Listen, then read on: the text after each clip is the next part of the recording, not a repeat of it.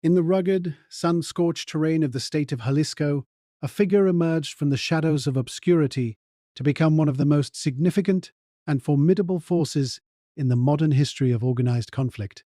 His name was Nemesio Oseguera Cervantes, but to the world, and to those who lived and died by his command, he was known as El Mencho. His journey is not one of simple criminality, but a complex saga of ambition, strategy, and the creation of a disciplined entity that redefined the landscape of its field. His story is one of building an empire from the ground up, a testament to how a clear vision and unwavering resolve can forge a powerful group, and how the legacy of such a leader endures beyond his mortal departure. The ascent of El Mencho and the organization he cultivated, the Cartel de Jalisco Nueva Generación, CJNG, is a study in the meticulous and often brutal art of power. Nemesio Oseguera Cervantes did not begin his journey at the apex. His origins were humble, rooted in the agricultural life of Jalisco. In his youth, he, like many, sought opportunity across the northern border, spending time in the United States as a farm worker in California. It was there, amidst the fields and later in the streets, that he first encountered the world of organized logistics and enforcement, with early arrests for drug-related offenses providing an initial, albeit harsh, education. This period was not merely a series of missteps, but a formative ground where he learned the mechanics of operations, the importance of loyalty, and the stark realities of a life lived outside conventional boundaries. Upon his return to Mexico, he did not come back as a simple laborer. He returned with a sharpened understanding of the systems he wished to navigate and eventually command. His initial rise was not as a kingpin, but as a trusted and highly effective operator.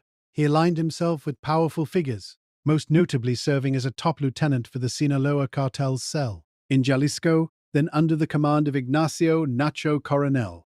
In this role, El Mencho was not just another subordinate. He was a manager of territories, an enforcer of rules, and a brilliant strategist.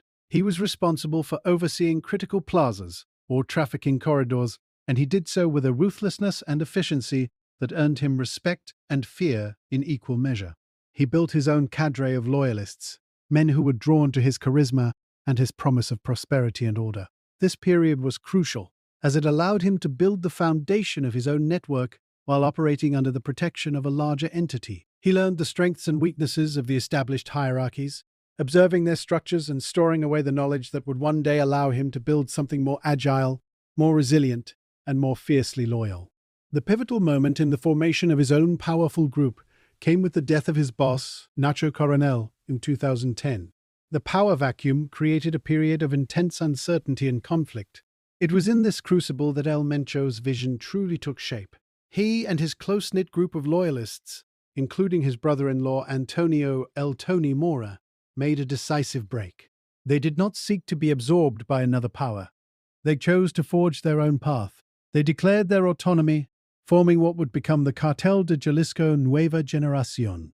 This was not merely a name change, it was a declaration of a new philosophy. The Nueva Generación was a statement that they were a new breed, more modern, more adaptable, and more willing to embrace extreme measures to secure their territory and expand their influence. The structure El Mencho built was a masterclass in centralized yet delegated authority. At its core was a small, trusted circle of leaders who operated with a degree of autonomy unheard of in older, more rigid cartels. These cell leaders, or plaza bosses, were responsible for their own territories, finances, and personnel, but they all ultimately answered to El Mencho. This structure made the CJNG incredibly resilient. The loss of one leader, even a high-profile one, did not cripple the entire organization. Another would simply step into the void, and the machine would continue to run.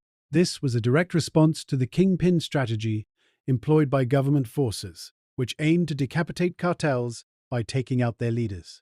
El Mencho designed his group to be a hydra. Cut off one head, and two more would appear, often more aggressive and ambitious than the last. Under his command, the CJNG expanded with a speed and ferocity that stunned both rivals and authorities. They did not limit their operations to a single type of product. Their portfolio was diverse, including narcotics, synthetic drugs, and a vast array of other illicit enterprises. But their most defining characteristic was their willingness to engage directly and overwhelmingly with any force that stood in their way. They cultivated a reputation for military-style tactics, utilizing high-powered weaponry, explosives, and sophisticated communication equipment. They were not just traffickers, they were a paramilitary force capable of launching large-scale, coordinated assaults on government positions and rival strongholds. This reputation for overwhelming force became their most powerful tool, often allowing them to seize control of new territories with minimal resistance, as potential foes chose to retreat rather than face the full wrath of the CJNG. Mencho's leadership was defined by a personal touch that inspired deep-seated loyalty. He was known to be directly involved in strategic decisions, and he maintained connections with the lower levels of his organization, ensuring that his directives were clear and his presence felt. He fostered a culture of shared identity and purpose, framing their actions not as mere criminal acts but as a defense of their territory and their way of life. He invested in his people, providing them with better equipment, higher pay, and a sense of belonging to a powerful winning team. This created a formidable esprit de corps, turning his organization into a tight-knit community bound by oath, ambition, and the promise of prosperity. It was this combination of strategic brilliance and personal charisma that allowed him to build a group that was not only powerful but also remarkably cohesive and durable. The passing of Nemesio Oseguera Cervantes marked the end of an era, but not the end of the organization he built. His death, whether it came from the relentless pressure of opposing forces or the natural culmination of a life of conflict, was a monumental event. Yet, the structure he had so carefully engineered was designed to withstand such a blow. The CJNG did not fracture or descend into chaos. Instead, it transitioned, a process that was a testament to the strength of the foundation he had laid. The leadership council that had operated under his guidance for years was already in place, a well-oiled machine ready to continue the mission. In the aftermath of his death, the group moved to solidify its ranks and honor the legacy of its founder. The first priority was operational continuity. The various cells continued their functions, ensuring that the flow of commerce and the control of territories remained uninterrupted. This seamless transition was the ultimate validation of Mencho's decentralized model. The lieutenants, who had been empowered for years, now stepped fully into their roles, their authority already established and respected by the rank and file. The message was clear. The death of one man, even the supreme leader, would not halt the momentum of the organization. Beyond the practicalities of maintaining control, the CJNG engaged in actions to cement the mythos of Mencho. He was elevated from a leader to a symbol, an icon of the group's power and indomitable spirit. His image and his story became. The end came in the quiet hours before dawn, a stark contrast to the life he had led. Intelligence gathered over months pinpointed a remote ranch in the rugged highlands of Jalisco, a place he considered a sanctuary. The operation was swift and silent, a specialized unit moving through the darkness under the cover of sophisticated surveillance drones that painted a thermal picture of the compound below. They bypassed outer patrols with practiced ease, their approach masked by the howl of the wind. The main assault was a synchronized breach, doors blown in with precision charges as flashbang grenades detonated, disorienting the few guards inside. In the ensuing chaos, Nemesio Oseguera Cervantes, alerted by the commotion, reached for a weapon.